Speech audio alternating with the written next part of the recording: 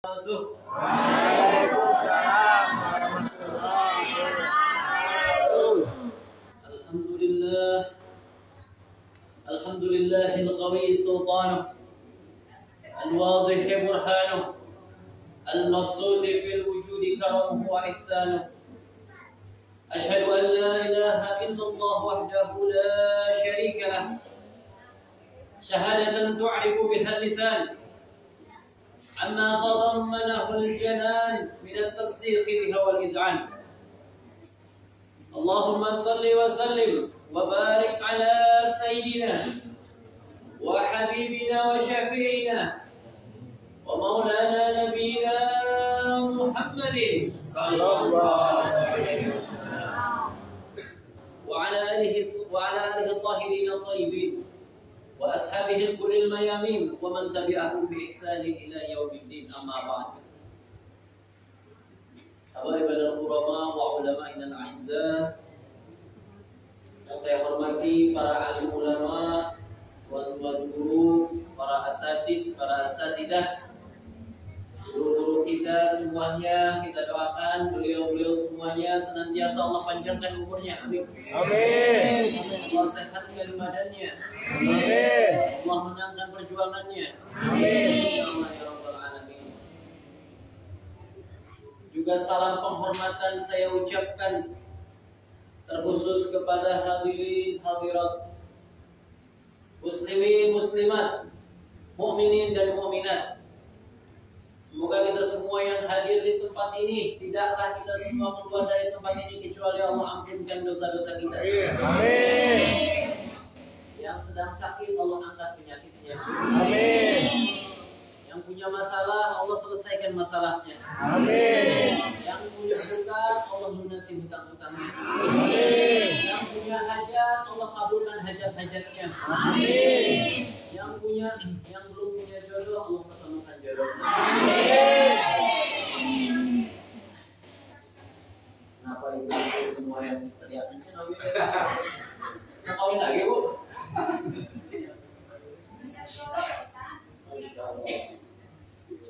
Yang berbicara tidak lebih baik dari yang mendengarkan, yang berbicara tidak lebih pintar dari yang mendengarkan. Jadi kalau ibu-ibu, bapak-bapak membeli kecap, jangan lupa membeli sate. Kalau saya salah ucap, jangan lapor ke Pak RT. Ada Pak RT di sini. Pak RT. Juga saya ucapkan yang saya hormati dan saya cintai para bidadari-bidadari surga.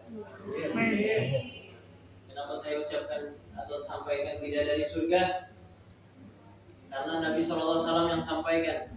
Nabi bersabda, "Idza marartum bi riyadil jannah farta'u." Kalau kalian melewati taman-taman surga, maka singgahlah. Datanglah. Apa taman surga itu? Taman surga itu adalah majelis-majelis ilmu, majelis zikir, majelis maulid. Nah, berarti ini semua yang hadir di sini, yang di tempat taman surga, berarti kalau perempuan yang hadir berarti bidadari surga, betul? Amin. Raudhatul Jannah. Raudhatul Jannah, masya Allah.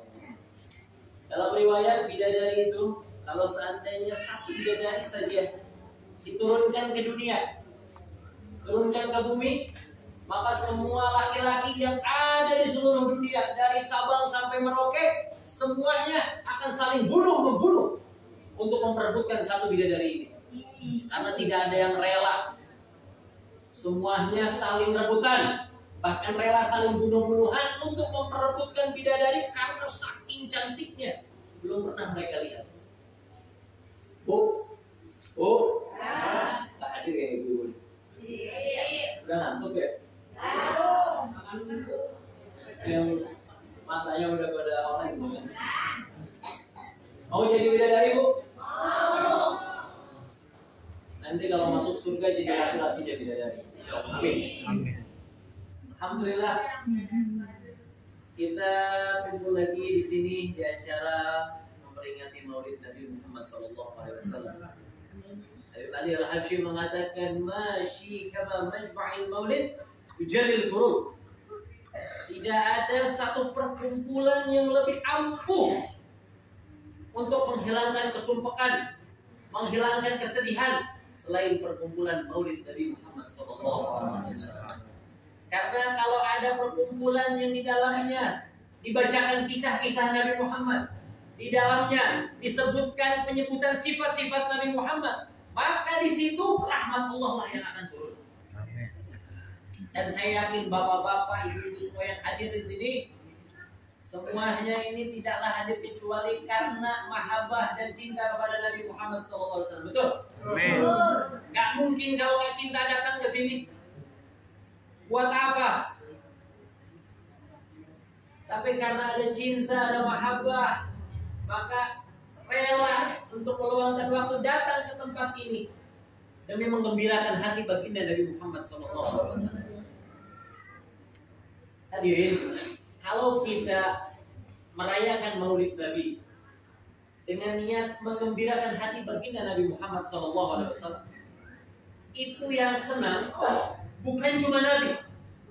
Nabi senang, Nabi bangga ada umatnya yang senantiasa duduk-duduk membacakan kisah-kisah Nabi, yang hatinya cinta kepada Nabi. Tapi yang senang bukan cuma Nabi. Tapi siapa yang senang? Yang senang juga adalah Allah, Rabbul Alamin, pencipta alam semesta. Allah juga senang, Bu. Bangga nggak kita disenengin sama Allah? Allah senang, Allah gembira, bahkan Allah memuji-muji kepada para malaikat-malaikatnya. Dipuji bagi orang-orang yang senantiasa datang, duduk, senantiasa niat untuk menggembirakan hati Nabi Muhammad SAW. Jadi sekaligus kita ini nyenengin Nabi, nyenengin Allah. Allah yang menciptakan kita semua. Allah yang menciptakan langit dan bumi dan seluruh alam semestanya. Allah yang memelihara semua makhluk-makhluknya. Wallahu muhitun 'alal makhluqi bil ajhad.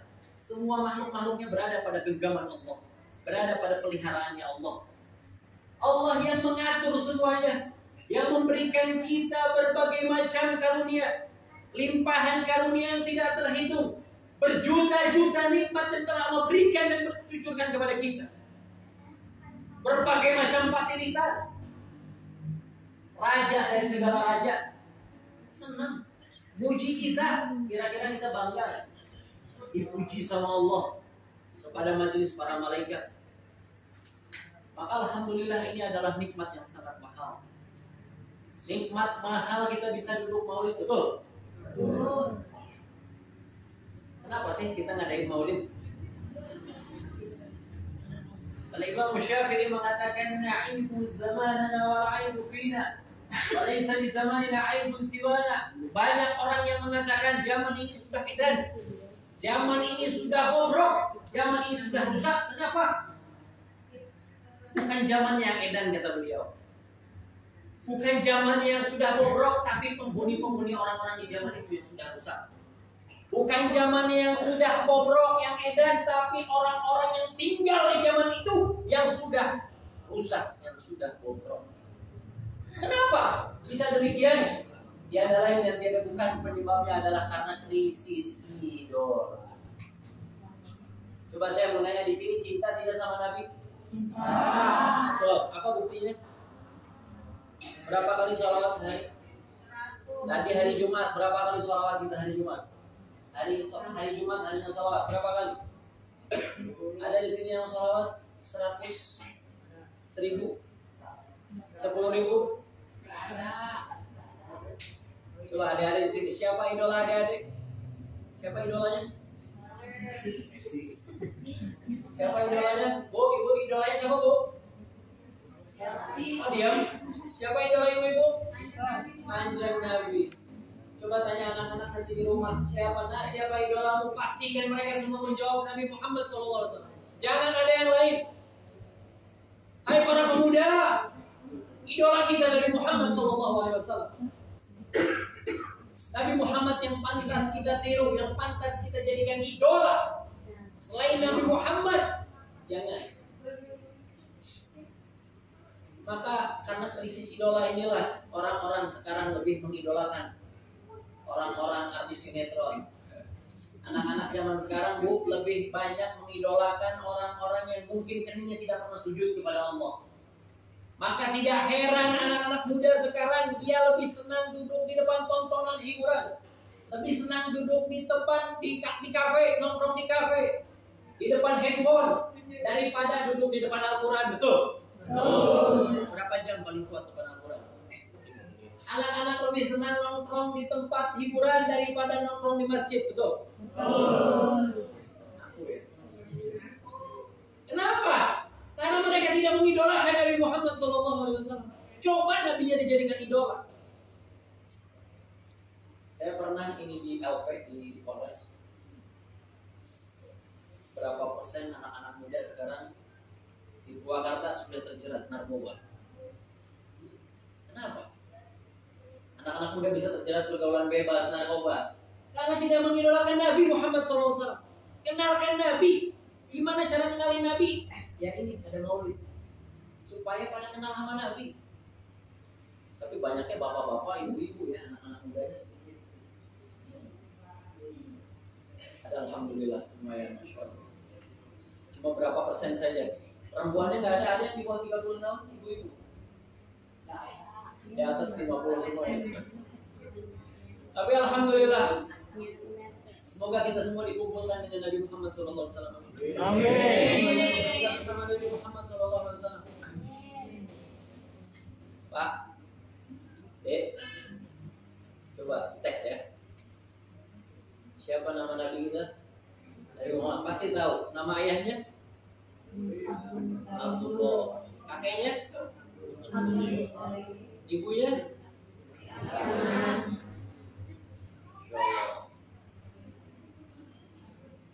Suatu ketika Nabi Muhammad SAW, tidak ada manusia yang cintanya lebih kepada kita selain Nabi Muhammad SAW.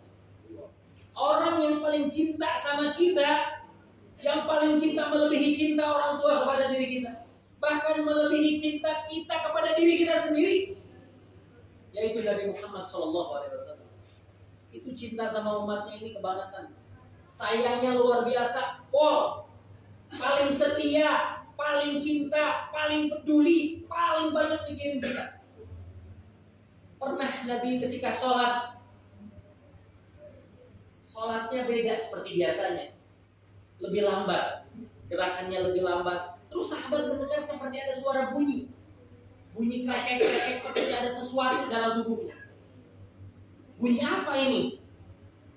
Lagi sholat kedengaran bunyi, sehingga selesai sholat sahabat bertanya, ya Rasulullah, aku perhatikan engkau sholat tidak seperti biasanya, gerakanmu lebih lambat. Kemudian tadi ada suara bunyi apa itu ya Rasulullah? Ternyata setelah dibuka, ada batu yang diganjal oleh Rasulullah.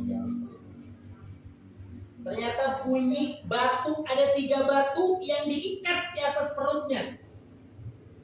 Para sahabat bertanya, Rasulullah, kenapa kau lakukan ini? Kenapa engkau ganjal perutku dengan batu?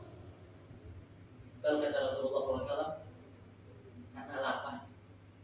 Sebab sudah 3 hari 3 malam tidak ada makanan yang masuk ke dalam mulut.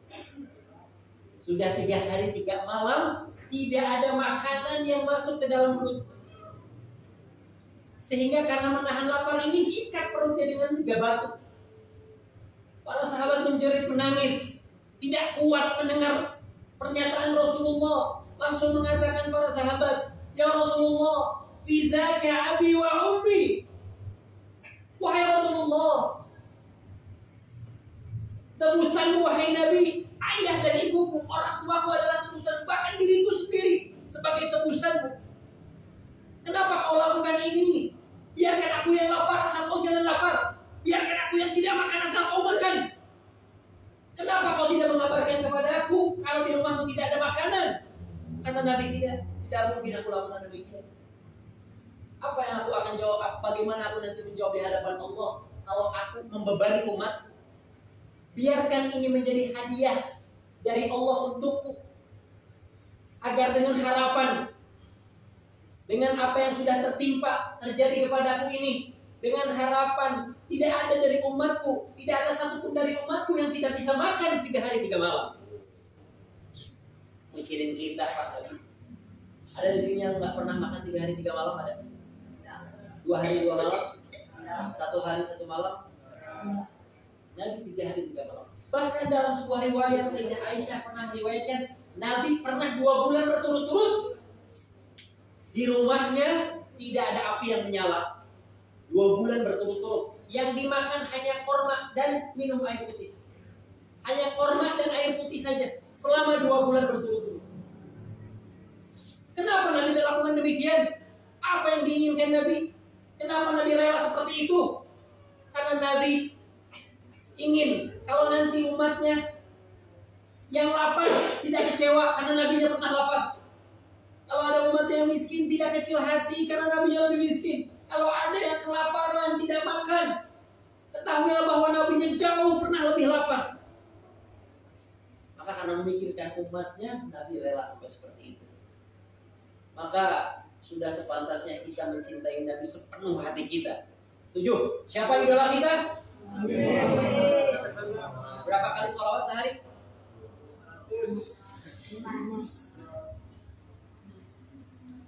Ada kisah, karena banyak anak-anak saya kasih kisah. Ini kisah masyhur. Dikisahkan oleh Syekh Sulaiman Al-Jazuli yang nulis kitab Dalailul Khairat. Itu beliau menceritakan lagi suatu ketika lagi berjalan ke suatu tempat, tiba-tiba di tengah jalan pengen berwudu karena nggak bisa, itu ada sumur, nggak ada wadahnya, dalam airnya, bingung. Ini Syekh Sulaiman nih, ulama besar. Ada anak-anak ngeliatin itu orang tua tuh, itu orang tuanya lagi kebingungan tuh di bawah, ngeliatin sumur mau apa tapi nggak tahu mau ngapain. Akhirnya anak itu mendekat, anak kecil wanita umur 5 tahun. Ketika anak kecil wanita ini mendekat, ditanya, nah, apa? Ditanya, ya Syekh, apa yang kau lakukan? Katanya, aku ingin berwudu. Ya silakan wudu. Gimana caranya? Bagaimana bisa wudu? Gak ada wadahnya, gak ada gayungnya, air dalam. Loh, emang gak bisa wudu kayak gitu? Loh, emang gimana? Bingung ini Syekh Sulaiman. Akhirnya sama anak kecil ini dikasih contoh. Nih, lihat cara wudunya. Ini air dalam, sumur, anak itu mendekat, kemudian baca sholawat Allahumma sholli ala sayyidina Muhammad, ditiup, diudahkan itu angin. Setelah sholawat, maka air itu yang tadinya dalam naik ke permukaan ke atas setelah sholawat. Ini Syekh Sulaiman kaget. Anak kecil umur 5 tahun sudah bisa sakti kayak gini. Akhirnya saya, kok bisa seperti ini? Apa amalanmu? Nggak ada amalan spesial. Pasti ada apa? Cuma sholawat aja, cuma banyak sholawat. Berapa kali sholawat sehari? Nggak banyak. Berapa? Dek, ada yang tahu sholawatnya berapa kali? 6.000. Banyak kan? Cuma 15.000 kali. Nggak banyak, cuma 15.000 kali.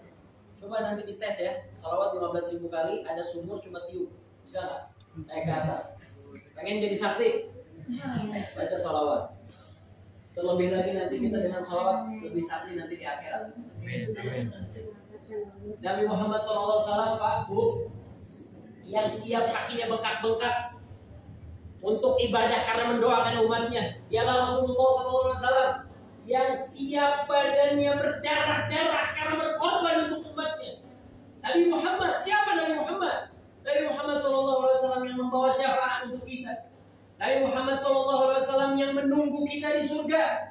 Nabi Muhammad SAW yang menemani kita nanti.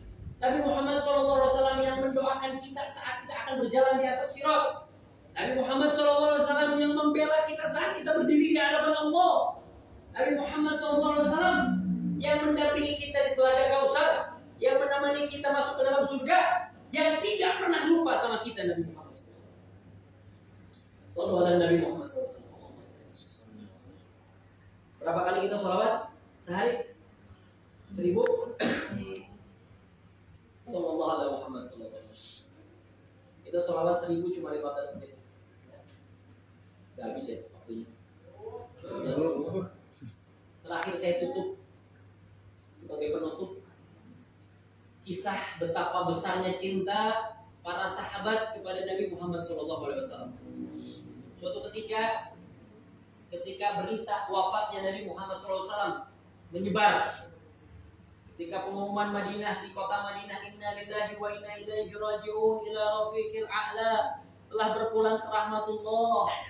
Manusia yang senantiasa menjadi sorogan dan suri tauladan kita, manusia yang merupakan kekasih kita, idola kita, telah kembali ke rahmatullah, telah wafat, berjumpa dengan Allah. Maka seluruh kota Madinah, para sahabat banjir dengan air mata karena sedihnya. Para sahabat yang mendengar berita ini tidak kuat, seolah-olah nyawanya ingin copot, jantungnya ingin jatuh karena mendengar kabar seperti ini. Mereka tidak kuat menahan tangisan air mata. Sampai kedengeran beritanya kalau sahabat Abdullah bin Zaid. Abdullah bin Zaid ketika mendengar kabar wafatnya Nabi, ini sahabat Abdullah bin Zaid tidak kuat, seperti hancur jantungnya. Maka langsung mendengar berita wafatnya Nabi, itu sahabat Abdullah bin Zaid mengangkat tangan berdoa kepada Allah. Ya Allah, Allahumma khuttasari fala ara ba'da habibi Muhammadin ahada. Ya Allah, tolong butakan mataku ya Allah. Tolong butakan mataku sehingga aku tidak ingin melihat siapapun lagi, tidak ingin melihat apapun lagi setelah wafatnya Nabi Muhammad sallallahu alaihi wasallam. Maka seketika itu pantatnya Abdullah bin Zaid dibutakan oleh Tuhan. Kenapa? Minta dibutakan. Karena bagi dia tidak ingin melihat apapun setelah wafatnya Nabi Muhammad. Jadi ingin yang dilihat itu hanya Nabi Muhammad SAW. Selain Nabi Muhammad nggak mau dilihat, sehingga berdoa minta dibutakan setelah Nabi wafat. Itulah cintanya sahabat sama Rasulullah SAW. Nah, kita sebagai umatnya, padahal Rasulullah menunggu kita, Rasulullah merindukan kita. Umatnya sampai sahabat cemburu, bahkan para nabi cemburu sama umat akhir zaman. Kenapa? Sangat dicinta sama Nabi, sangat dicinta sama Allah. Ini umat spesial, orang spesial, bahkan nanti di akhirat Allah haramkan surga dimasuki untuk seluruh umat sebelum umat Nabi Muhammad memasuki. Apa harapan Nabi Muhammad? Kita semua pasti punya cita-cita, betul? Kita semua pasti punya harapan, punya keinginan, punya target, punya cita-cita, punya mimpi. Nabi Muhammad juga punya cita-cita. Nabi Muhammad juga punya harapan. Nabi Muhammad juga punya keinginan. Apa harapan Nabi Muhammad? Ada yang tahu apa harapan Nabi Muhammad? Apa keinginan Nabi Muhammad? Apa cita-cita Nabi Muhammad? Nabi Muhammad cita-citanya, harapannya, keinginannya hanya ingin agar tidak ada satupun dari umatnya yang wafat masuk ke dalam neraka. Nabi Muhammad ingin semua umat yang bisa masuk ke dalam surga. Itu harapan Nabi Muhammad. Maka kita jangan sampai kita melukai hati Nabi Muhammad dengan kotoran-kotoran dosa. Orang-orang kafir dulu lempar Rasulullah dengan kotoran onta. Lagi sholat dilempar pakai batu, lempar pakai kotoran hewan, kotoran onta, sehingga wajah Nabi penuh dengan kotoran-kotoran. Dilempar sama orang-orang kafir.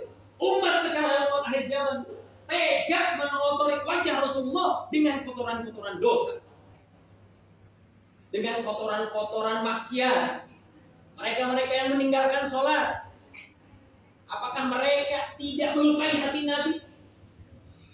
Karena dengan sholat ditinggalkan, sama aja dipertanyakan, diperselisihkan nama ulama agamanya, apakah Islam atau masuk kafir. Dengan meninggalkan sholat dengan sengaja. Jangan ada yang tinggalkan sholat. InsyaAllah mungkin itu benarnya dari Allah Subhanahu Wa Taala. Ingin hati memeluk gunung, apa daya gunung yang meletus. Ingin hati ingin saya sambung, apa daya waktunya terputus. Benarnya dari Allah Subhanahu Wa Taala. Salahnya saya minta maaf. Rabbana kunfa'na biwajadihim wa binal husna bi hurmatihim wa amin fi thariqatihim wal muwafaqati minal fitan wa sallallahu alaihi wasallam Muhammad. Alhamdulillahirabbil alamin. Wallahu a'lam bishawab. Wassalamualaikum warahmatullahi wabarakatuh. Waalaikumsalam warahmatullahi wabarakatuh.